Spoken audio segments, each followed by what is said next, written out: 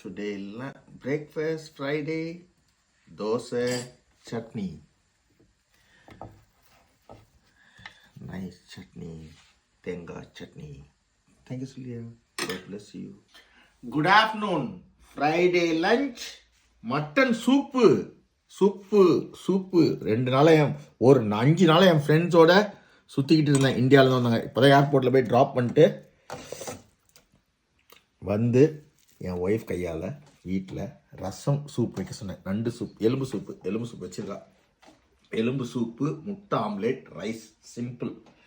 Good evening. Today dinners Friday.